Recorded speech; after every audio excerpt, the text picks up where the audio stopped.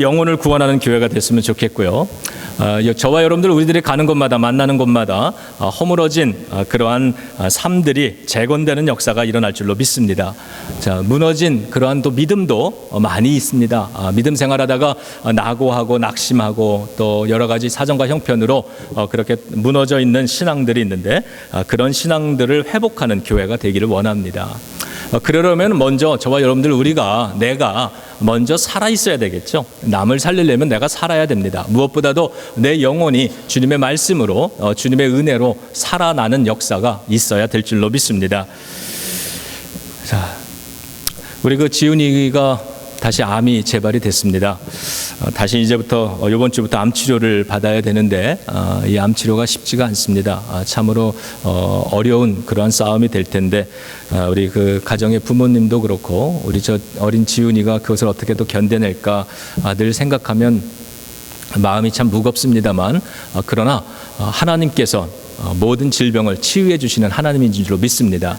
우리가 지금 할 것은 의심이나 두려움이나 걱정, 근심이 아니라 그런 것만 해봐야 그게 문제 해결해 주지 않는다는 거 우리가 너무 잘 알죠. 우리가 지금은 기도해야 될 때인 줄로 믿습니다. 믿음으로 붙들어야 될 때죠. 그래서 늘 기도하실 때마다 지훈이를 위해서 기도해 주시고 지훈이의 부모님들 그 가정을 위해서 함께 더불어서 지속적인 기도를 해 주시기를 바랍니다. 오늘 욥기를 읽었는데 여러분 욥을 잘 아시죠? 욥이라고 하는 사람들이 삶이 참 평안했습니다. 그런데 어느 날 이 고난이 찾아옵니다. 자녀들이 다 죽고 사업이 다 무너졌습니다. 모든 걸 다 잃었습니다. 그리고 친구들도 떠나고 옆에는 정죄하는 사람들만 남습니다.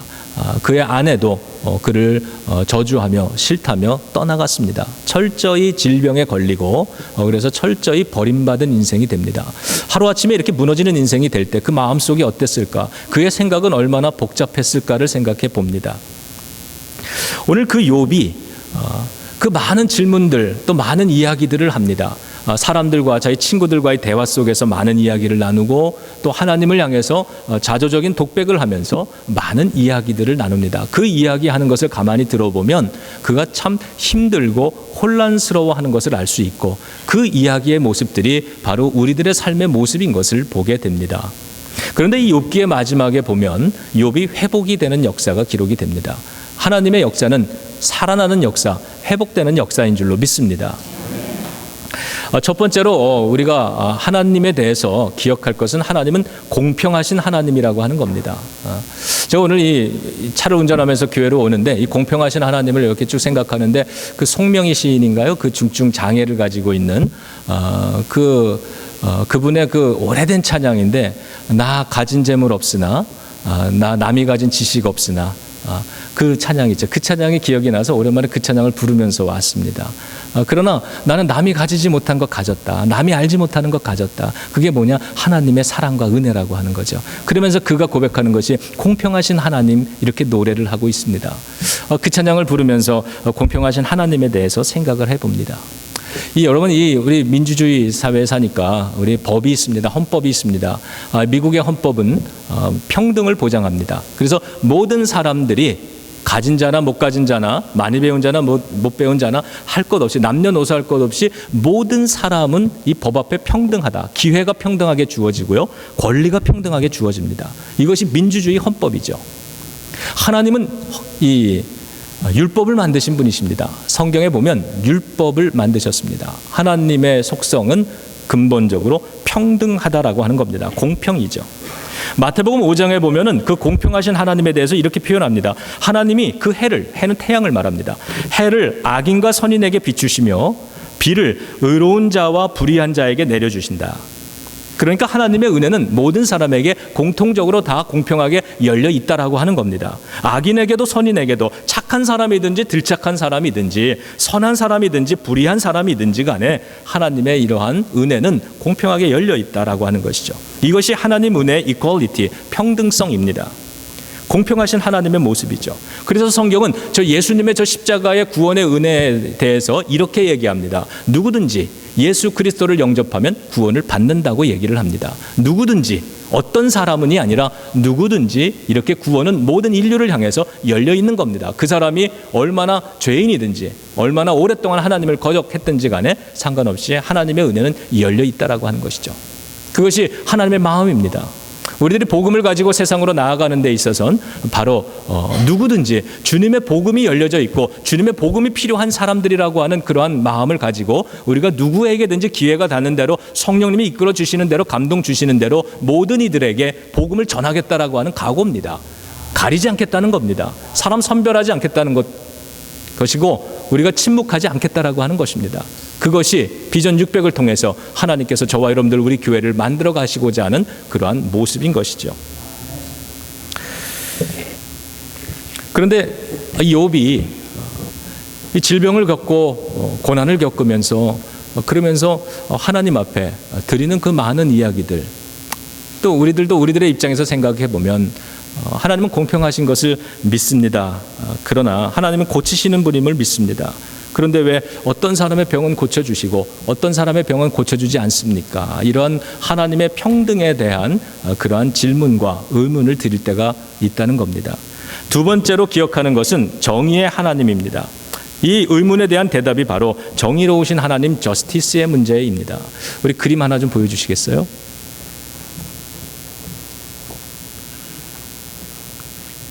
네, 앞에 그림.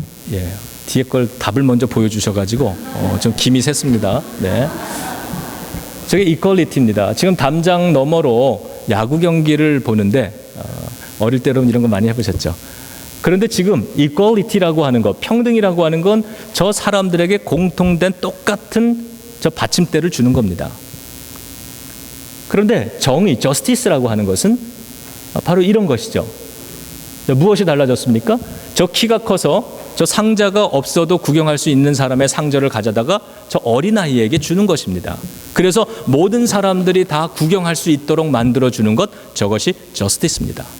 이퀄리티와 저스티스는 같은 것이 아닙니다. 두 그림을 함께 보여주시죠. 예, 차이가 있습니다. 하나님의 은혜는 악인과 선인, 착한 자나 나쁜 자나 옳은 자나 그른 자나 모두에게 다 열려 있는 줄로 여러분 믿으시죠? 믿으시면 크게 아멘 해주세요. 예. 다 열려 있습니다. 그러나 그렇다고 하나님께서 선인과 악인을 동등하게 다 똑같이 대하진 않으신다는 겁니다. 악인은 심판하시고 선한 사람은 하나님이 축복하시고 언약을 세워 주신다는 것이 성경이 우리들에게 가르쳐주는 그러한 하나님의 모습인 것입니다. 여러분, 법 자체는 평등해야 됩니다만 법의 집행은 의로워야 되는 것이죠. 바로 그런데 이 두 가지를 한번 생각해 봅니다. 하나님께는 공평하신 하나님의 모습이 있고요. 그리고 이 정의로우신 하나님의 모습을 성경이 함께 보여줍니다. 하나님께서는 이 두 가지 모습에 하나님의 무한한 사랑을 담으셨습니다. 그래서 이 세 가지가 만나지는 것을 성경적인 용어로는 공의로우신 하나님, fairness의 하나님이라고 이야기를 합니다. 그러니까 하나님은 공의롭다는 것입니다. 우리가 공평하게 열려져 있는 하나님의 이 은혜 앞에 우리가 전도를 하러 세상 사람들을 누구에게나 보내어지는 곳에 가지만, 그러나 만나는 그 사람, 하나님을 모르는 사람, 그 사람이 하나님의 이 정의로움 그 앞에서 판단받을 수 있고 심판받을 수 있는 사람들이기 때문에 그 사람들을 전도해서 오늘 어디로 옮겨놓겠다는 겁니까? 하나님의 축복의 언약의 자리에 서 있는 사람으로 옮겨놓는 것, 이것이 구원의 역사죠. 교회로 초청하는 겁니다. 이래서 전도하는 것이죠. 하나님께서는 모든 자를 선별해서 받으시는 것이 아니라, 구분하시는 것이 아니라, 교회로 초청되어 왔는데 너는 지난날에 많은 것을 잘못했으니까 그냥 됐다 돌아가라 이러시는 것이 아니라 그 모든 사람을 주님의 이 페어한 사랑으로 다 구원해 주신다라고 하는 것이죠. 오늘 욥은 바로 이 하나님 앞에 서 있습니다. 그리고 저와 여러분도 이 하나님 앞에 서서 살아가고 있습니다. 욥이 그 친구들 앞에서 자기의 의로움을 그 정죄하는 그 친구들 앞에서 이 욥은 자신의 의로움을 항변하고 있습니다. 얼마나 억울했겠습니까? 얼마나 답답했겠습니까? 그러면서도 그 마음속에는 얼마나 불안과 어려움과 낙심이 컸겠습니까마는 그 많은 이야기들, 그것을 친구들과 계속 대화가 논쟁이 오고 가는 가운데도 하나님은 계속 침묵하시다가 욥기 38장에 이르면 하나님께서 4장에 걸쳐서 욥에게 드디어 말씀을 하기 시작을 합니다. 그러면서 욥에게 질문을 던지시는데, 여러분 시간 되시면 그 38장부터요 하나님이 던지고 계시는 질문이 몇 가지인가를 한번 찾아보시기 바랍니다. 제가 세다가 포기했는데 한 100가지가 넘는 것 같아요. 하나님이 욥에게 이렇게 얘기합니다. 너는 내가 묻는 것에 대답할지라. 지금 세지 마시고요. 너는 내가 묻는 것에 대답할지라 그랬습니다. 그러면서 하나님이 질문을 하기 시작하는 거예요. 근데 그 질문에 수십 가지 질문이 나오지만 정리해보면 이런 겁니다. 네가 창조의 신비를 다 아느냐? 이런 얘기예요. 네가 창조의 신비를 다 아느냐? 네가 우주를 아느냐? 우주를 잴 수 있느냐? 달과 별의 궤적을 네가 그려볼 수 있느냐? 짐작할 수 있느냐? 해가 뜨고 지는 것 네가 어떻게 뜨고 어떻게 지는 건지 다 알고 있느냐? 땅의 넓이를 측량할 수 있느냐? 네가 사망을 다 아느냐? 생명의 신비를 아느냐? 이러한 여러 가지 질문들을 계속 하고 계십니다. 짐승들 이야기를 하면서 그 짐승들을 네가 다스릴 수 있느냐? 짐승도 못 다스리면서 어떻게 세상을 다스리겠다고 그러느냐? 세상의 주관자와 통치자가 네가 네 스스로 너의 생각과 너의 원하는 것들이 그게 다 정의라고 어떻게 생각할 수 있느냐? 여러 가지 질문을 던지는데 욥은 한마디도 하나도 대답을 하지 못하고 있습니다. 그래서 다만 침묵하는 것입니다. 여러분, 이게 하나님의 정의 앞에서 저와 여러분들 우리들의 모습인 것입니다. 우리가 많은 것을 아는 것 같지만 많은 것을 판단하면서 살고, 내가 판단하는 것이 내가 보기에 옳다고 생각하면 그것이 선한 것이라고 생각하며 살지만, 사실은 하나님의 그 신비로움 앞에서 우리는 너무나도 많은 것을 모른다라고 하는 것, 그것이 오늘 욥이 깨달아가는 이야기들입니다. 40장 4절에 가면 욥이 결국에는 그 많은 질문 앞에 이렇게 대답합니다. 하나님, 나는 비천합니다. 나는 대답할 수 없습니다. 그랬어요. 자신의 삶에 일어나는 이 일들에 대해서 수많은 질문들이 있었지만 이제는 하나님의 질문 앞에 마주서고 그 하나님의 이야기 앞에 자신을 세워놓고 보니까 내가 아무 대답도 할 수가 없는 존재입니다. 이렇게 고백하게 되는 겁니다. 그러자 하나님은 8절에서 이렇게 말씀합니다. 네가 나의 공의를 부인하려느냐? 너의 의를 세우려고 나를 악하다 하겠느냐? 그러니까 너의 의로움을 증명하려고 나를 자꾸 악하다고 하느냐? 왜 나에게 이런 일을 주시냐고? 하나님이 올바른 겁니까? 하나님이 정의롭습니까? 이렇게 계속해서 질문하는 것 앞에 하나님이 그러신 거예요. 너의 의를 세우려고 나를 악하다고 하겠느냐? 네가 나보다 더 정의로우냐? 이렇게 말씀하십니다. 그런데 이런 하나님의 질문에 대해서 욥이 말을 하기 시작합니다. 그런데 이것은 대답이 아닙니다. 대답을 주는 게 아니라 고백을 하고 있습니다. 그게 오늘의 본문 우리가 읽은 42장의 말씀입니다. 결국 요약해 보면, 주님, 나는 주님께 묻겠사오니 주님이 내게 대답하시고 나로 하여금 알게 하옵소서, 이렇게 대답하는 거예요. 인생에 대해서 하나님께 우리가 대답을 오히려 하나님께 드리려고 할 때가 많습니다. 기도를 하면서도 하나님을 막 가르치고요, 하나님께 내 뜻을 관철시키려고, 그래서 하나님을 자꾸 바꾸려고 할 때가 있습니다. 그런데 오늘 욥은 그 모든 것들을 다 침묵 속에 내려놓으면서 하나님이 말씀하시옵소서, 나는 그저 내 인생 앞에 들어야 합니다라고 대답하는 것이죠.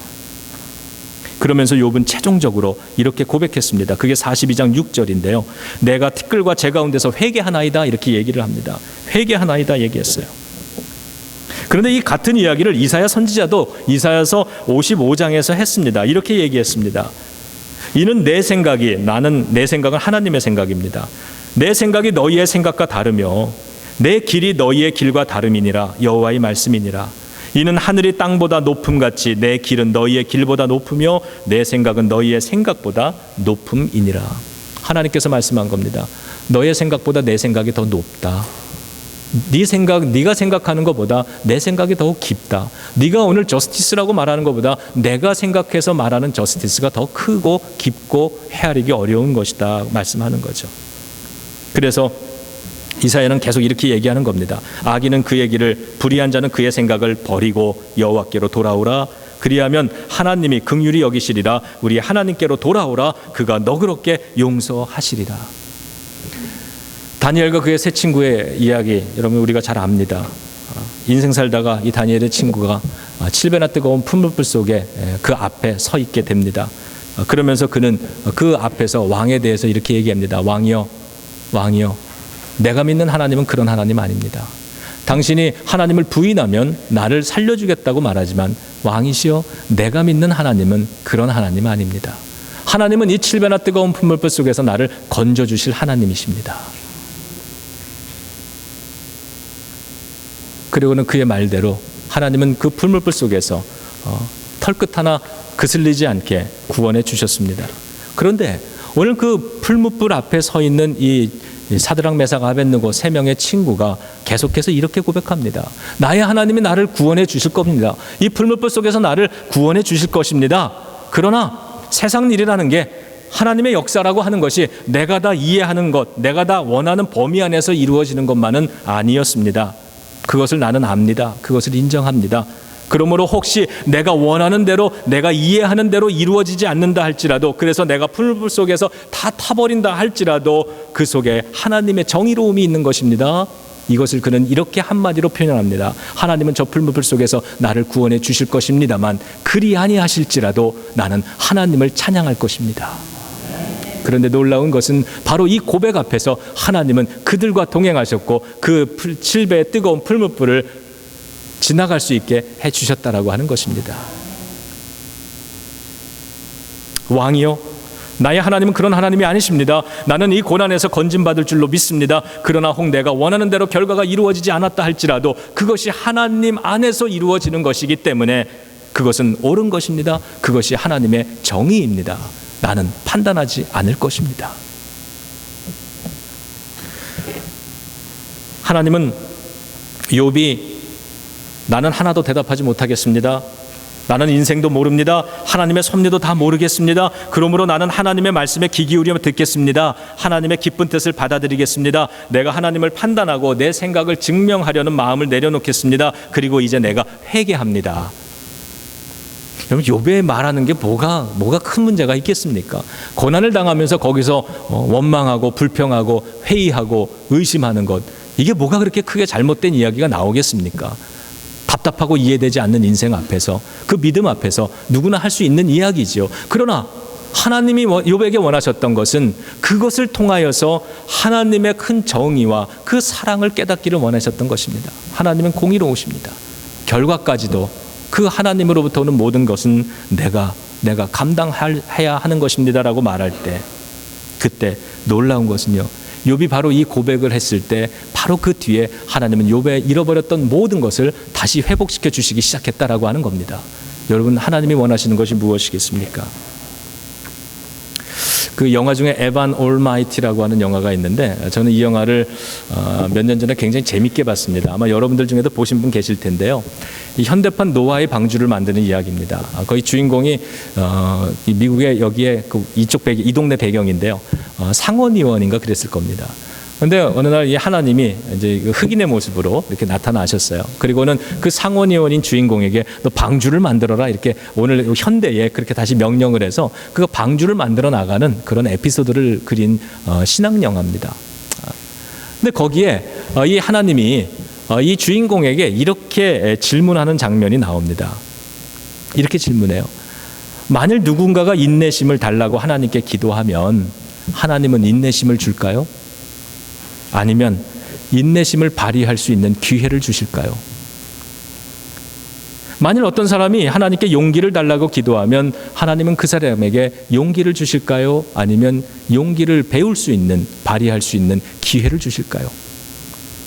만일 누군가가 가족이 좀 더 가까워지게 해달라고 기도한다면 하나님이 갑자기 신비로운 역사로 없던 사랑의 감정이 막 솟아나게 만들어줄까요? 아니면 서로 사랑할 수 있는 기회를 만들어 주실까요? 여러분, 우리의 대답은 아마 다 똑같을 거라 생각합니다. 하나님은 우리가 인내를 주세요라고 말하면, 기도하면 갑자기 없던 인내가 막 생겨나게 해주시는 것이 아니라 인내를 배울 수 있는 고난을 주시곤 합니다. 우리가 더 큰 사랑의 사람이 되게 해주세요라고 기도하면 용서할 수 있는 기회를 주시고 용서해야 되는, 품어야 되는 사람을 만나게 해주시곤 합니다. 그렇게 하나님은 저나 여러분이 더 큰 믿음의 사람이 되기를 원하시기 때문에 믿음을 배울 수 있는 시련의 기회도 사용하신다고 믿습니다. 여러분, 우리 공의로운 하나님을 믿어봅시다.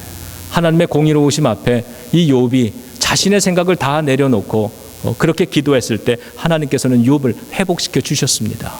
오늘 우리가 붙들어야 되는 것은 나의 생각, 나의 의가 아니라 하나님의 의로움이십니다. 하나님의 공의입니다. 그것을 신뢰하는 겁니다. 하나님은 나를 사랑하신다고 말씀합니다.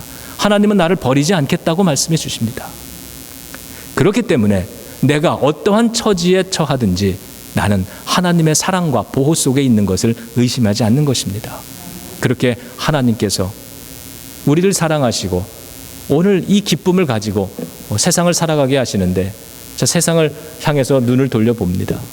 저는 예배당의 성전 볼 때마다 우리 그 말이 생각이 납니다. 이 건물을 설계하고 지었던 그 목사님이 우리 입당 예배 때 했던 말, 이 창문 밖으로 우리 교인들이 예배 시간에 창밖을 내다봅니다. 저 창밖에 내다보면 수많은 차들이 왔다 갔다 하는데 저 사람들이 지금 예배의 자리에 있어야 되는 사람들인데 세상 속에 방황하고 있구나. 그러면서 예배를 드리면서 당신의 교인들이 저 바깥에 지나다니는 사람들을 보면서 저 사람들 구원해야 되는데 이런 마음을 품는다 그러죠. 그 교회가 정말 선교 많이 하는 교회거든요. 그런데 저는 그 교회보다 우리 교회가 더 많은 선교를 감당하게 될 줄로 믿습니다. 여러분 세상을 봅시다. 구원받은 하나님의 자녀로서 세상을 보면 저 모든 사람들을 평등하게 대하고 계시는 십자가의 구원으로 열고 초청하시는 하나님의 마음이 보이고 저들도 하나님의 이 구원과 약속과 축복의 삶으로 옮겨 놓아야 되는 전도의 사명을 우리가 보게 될 것입니다. 그리고 그 모든 것들 속에 우리의 삶 속에 주어지는 모든 것을 공의로우신 하나님을 믿으면서 오늘 하나님 앞에 우리의 삶을 우리의 교회를 더 큰 믿음으로 한번 드려볼 수 있기를 주님의 이름으로 축원합니다. 자, 이 시간에 우리 장로님, 우리